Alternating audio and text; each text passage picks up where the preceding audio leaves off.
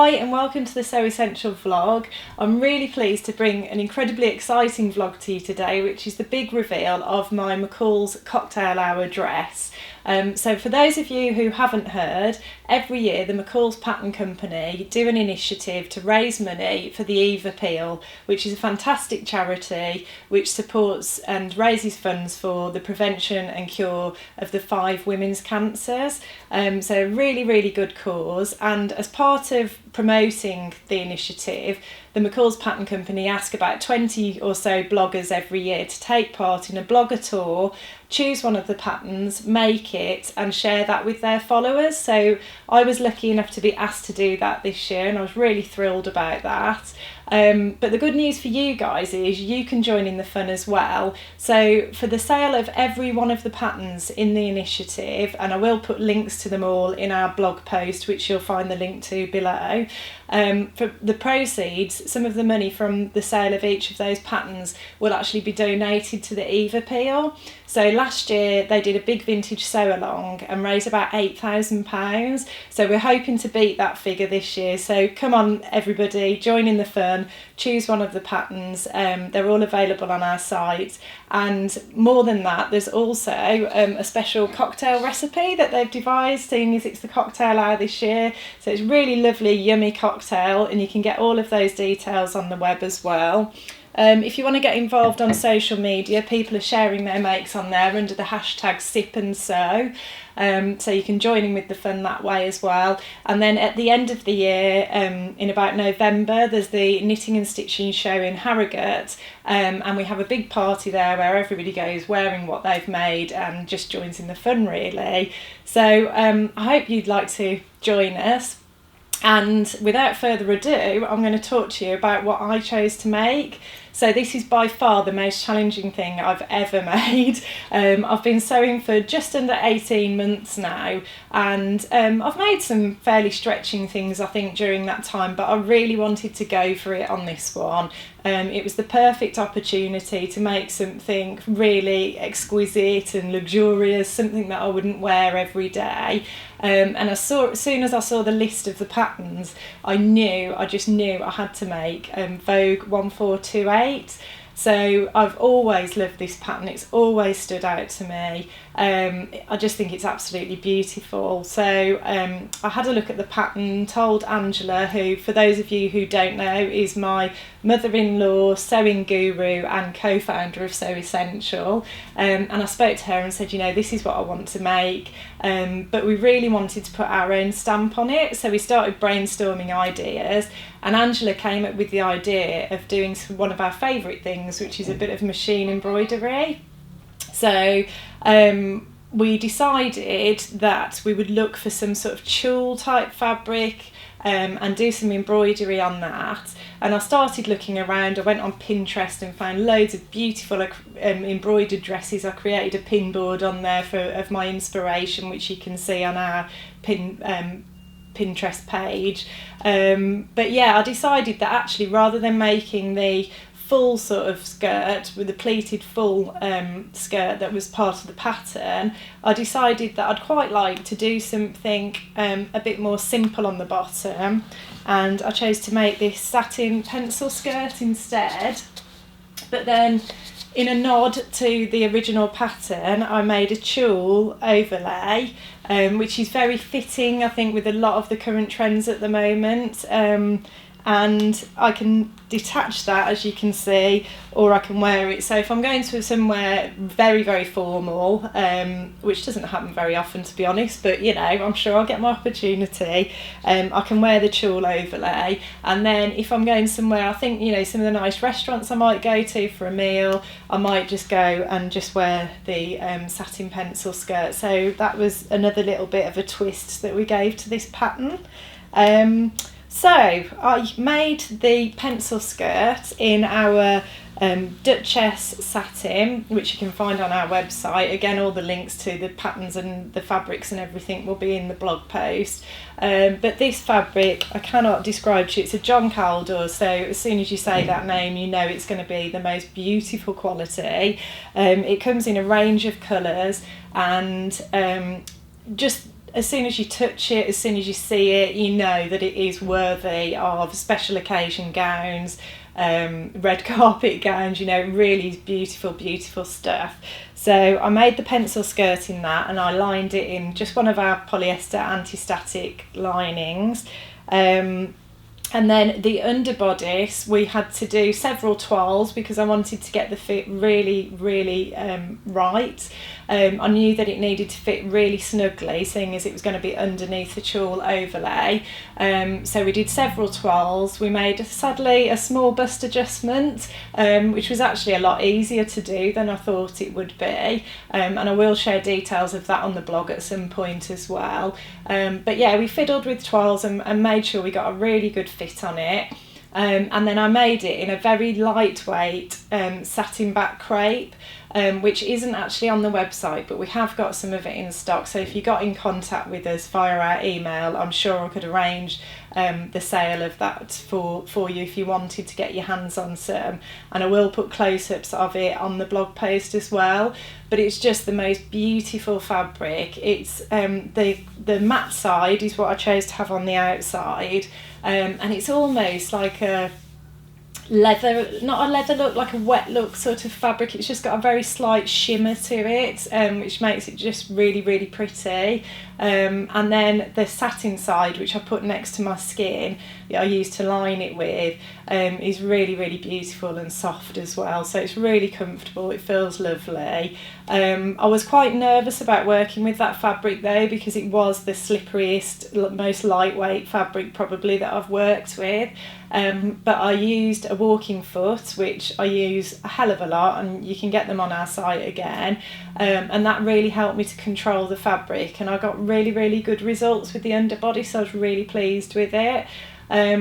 So the other thing that I would say as well is I have been a very, very lucky girl recently, and I did get my hands on a Husqvarna designer diamond machine, and using that, I cannot tell you how easy it was to handle a fabric like that.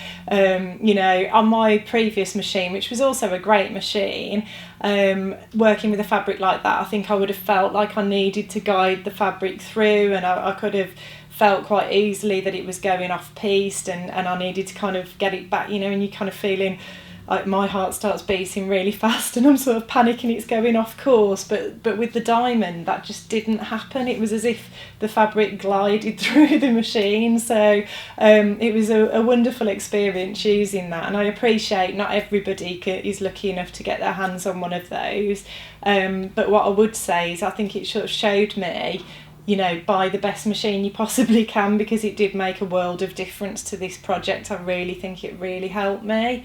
So that was the underbodice, and then the tulle again was obviously another tricky fabric to work with, but again I used my walking foot where I felt I needed to, and I also, when I attached the satin bias to the tulle, I used a tearaway stabiliser, and that just made the world of difference. When I tried to sew with the tulle on its own, or with the tulle with the satin bias, the machine, even on the diamond, it was chewing it up. And the diamond, one of the great things about it is it adjusts the tension of the machine to suit the fabric that you're using, but despite that it was still chewing it up slightly. So I used a tearaway stabiliser. I just placed that on the needle plate and then placed the satin bias and the tulle on top and sewed, and it just sewed like a dream. There were no problems at all with gathering or puckering or anything like that.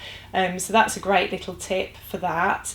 I also, before I made the over bodice, we did the embroidery. So we embroidered the tulle before we cut it out, and we were really, really lucky. We started having a look through some of the designs, and we found that one of the designs just fitted the armhole perfectly, that we liked, and then we broke that design down so that we could create two smaller areas of embroidery, one just here on my side, one just there on the back of my shoulder, And yeah, I'm really thrilled with the embroidery. We'll just share a time lapse with you of me one Sunday afternoon creating the main embroidery on the left armhole, and the most difficult part is definitely playing around with the software and manipulating that, getting it set up so that the colours run in the right order, and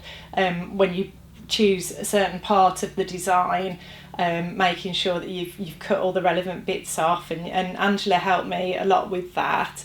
But in terms of the actual embroidery itself, actually those machines are really easy to use. As you can see on the video, it took me an afternoon to do the big piece of embroidery, and it was just a matter of keep changing the threads and keep changing the bobbins when I needed to.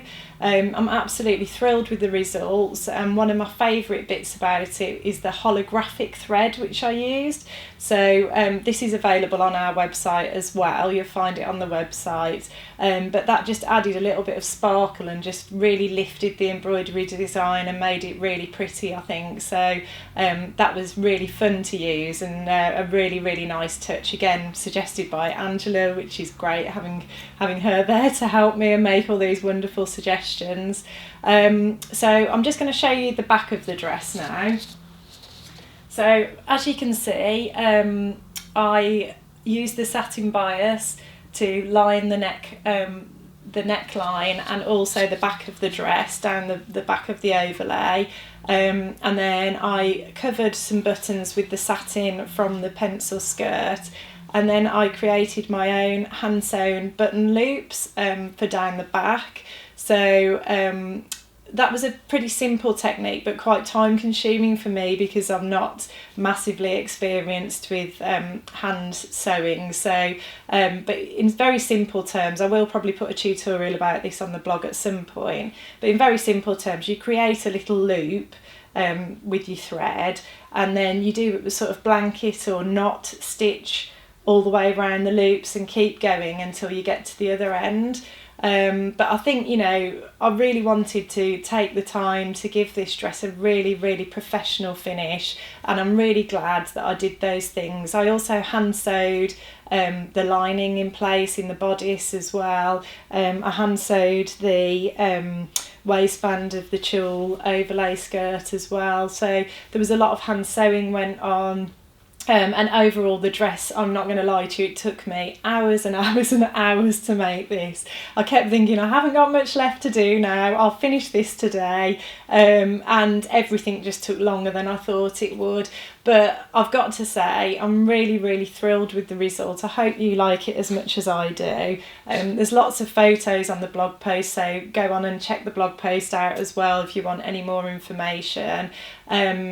I really love it, as I say, and one thing that I think I've really benefited from with this project is I've realised that, you know, there is a huge amount of focus these days on making a wearable handmade wardrobe and things that you will wear day in and day out, and I'm a strong believer in that. You know, I think that's one of the things I really enjoy about sewing, and that it's made me a much more careful shopper as well, so I'm not as sort of wasteful with clothes because I'm more mindful of those sorts of things, and especially with it being Fashion Revolution month at the moment, you know, I really do believe in those things.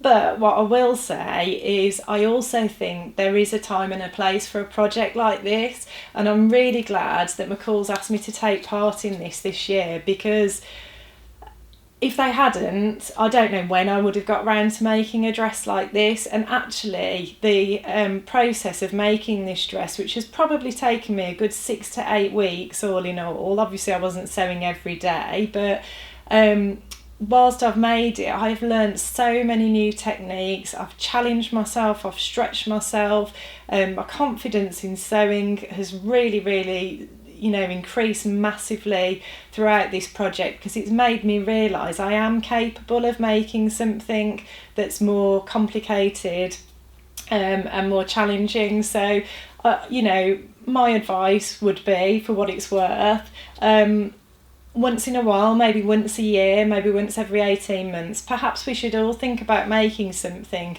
a little bit more challenging that really pushes us and stretches us, because ultimately that can only help you to become a more confident sewer. So yeah, I've really enjoyed the project. Thanks very much to the McCalls Pattern Company, and I'd just like to say I hope you all enjoy and join in with the cocktail hour, and cheers everybody. Thanks for listening. Please like and subscribe if you like what you've seen, and I'll see you next time.